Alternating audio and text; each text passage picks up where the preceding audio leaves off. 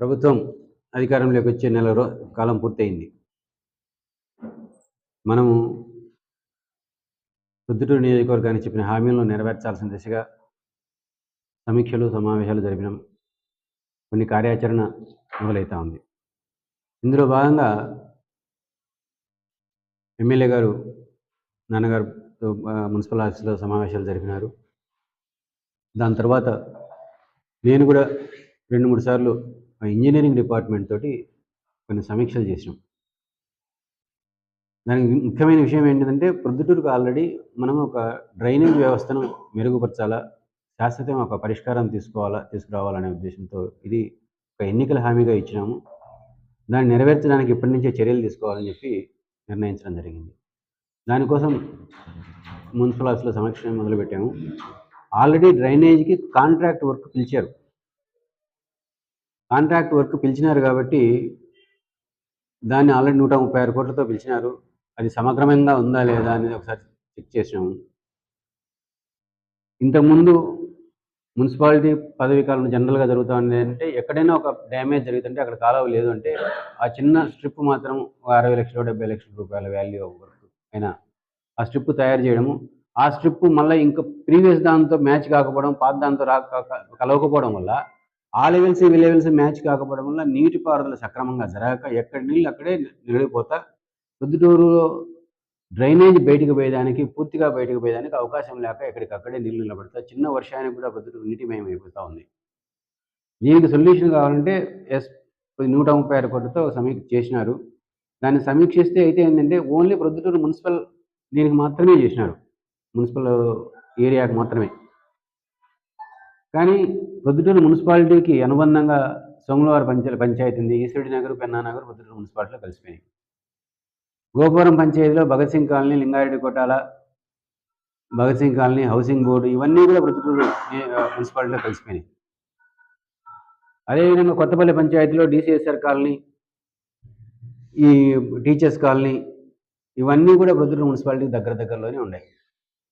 వీటికి కూడా సరైన డ్రైనేజ్ వ్యవస్థను రూపొందించకుండా వాటికి దాంట్లోంచి వచ్చే నీళ్లకు మనం పరిష్కారం చూపించకపోతే మళ్ళీ ఇదంతా ప్రొద్దుటూరు మున్సిపాలిటీలో ఎంత చేసుకున్నా కూడా మళ్ళీ ప్రొద్దుటూరులో నీటిమయమయ్యే అవకాశం ఉంటుంది. కాబట్టి సమగ్రమైన లెవెల్స్ తీసి ఎక్కడి నుంచి నీళ్ళు ఎటువైపు పోవాలా ఇవన్నీ సక్రమంగా చేయమని చెప్పి కోరడమైంది. దానికి ఆల్రెడీ ఎగ్జిస్టింగ్ మున్సిపల్ ప్లాన్ ప్రకారము వాళ్ళు తీసిన సర్వే లైన్స్ ప్రకారము వాళ్ళ కన్సల్టెంట్స్తో కూడా మాట్లాడడం జరిగింది. సో వాళ్ళు ఇప్పుడు మనం వాటికి కలిపితే పరిధి వాల్యూ అమౌంట్ పెరగచ్చు. ముందుగా 136 కోట్లతో టెండర్ పిలిచినారు.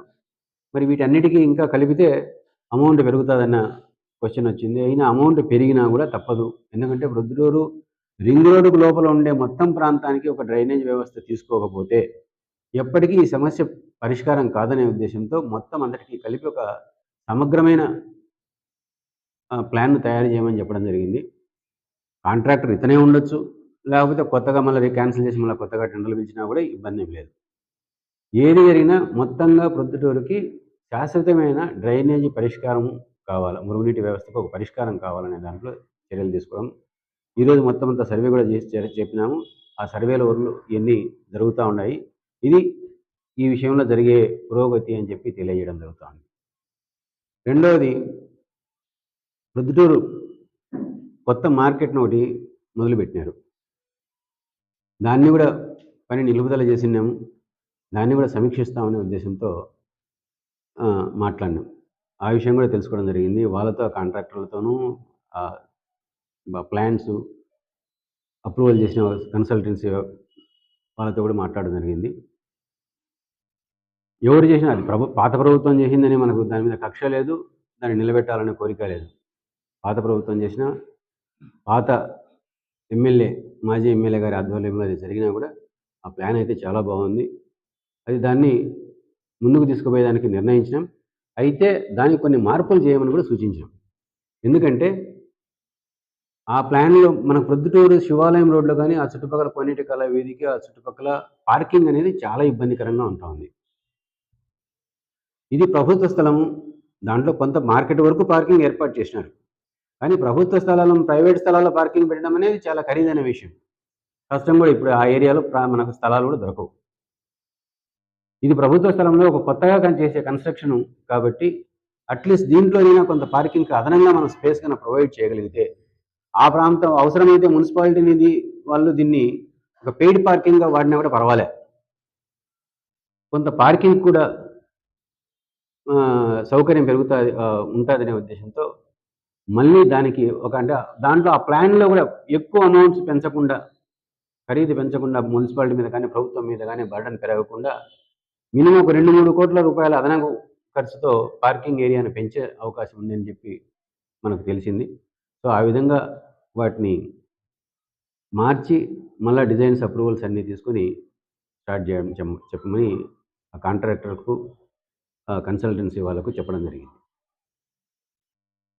మూడోది నీటి వ్యవస్థ, మంచినీటి వ్యవస్థ. మంచినీటి వ్యవస్థ కూడా 90 కోట్ల రూపాయలతో వరకు ఆల్రెడీ శాంక్షన్ అయింది అది. దానికి పాత మార్కెట్‌లో ఒక పాత అంటే ఇప్పుడు ఆల్రెడీ ఒక రిజర్వాయర్ ట్యాంక్స్, వాటర్ ట్యాంక్స్‌ను పాతయి పగలగొట్టి కొత్తయి నిర్మించే చర్యలు తీసుకుంటా ఉన్నారు. ఆల్రెడీ పాత మార్కెట్‌లో ఉండే ట్యాంక్‌ని పగలగొట్టాలంటే అక్కడ ఉండే స్థలాభావం వల్ల దాన్ని పడగొట్టి మళ్ళా కొత్తగా కన్‌స్ట్రక్ట్ చేయడం అనేది కష్టమైన విషయం కాబట్టి, ఆ ఒక్కదాన్ని మాత్రం పక్కకు ఇంకొక ఏరియాకి మార్చి ఈ ట్యాంక్‌ను దానికి ఇంకొక 20, 30 వేలు సర్వీస్ పనికొస్తది కాబట్టి, దీన్ని అదనంగా ఇంకొక ట్యాంక్‌గా వాడుకునేదానికి ఈ రీప్లేస్ చేసే ట్యాంక్‌ని ఇంకొక స్థానంలో ఎక్కడైనా కూడా పరిశీలించి మున్సిపల్ స్థలాల్లో ఎక్కడన్నా ఒక స్థలాన్ని కనుగొని ఆ ట్యాంక్‌ని వేరే చోటికి మార్చడం అని కూడా సూచించడం జరిగింది. ఇది ప్రొద్దుటూరు మున్సిపాలిటీకి సంబంధించిన ఒక సమీక్ష చేసి, పురోగతికి సంబంధించి విషయాలను తెలియజేయడం కోసం మేము ముందుకు రావడం జరిగింది.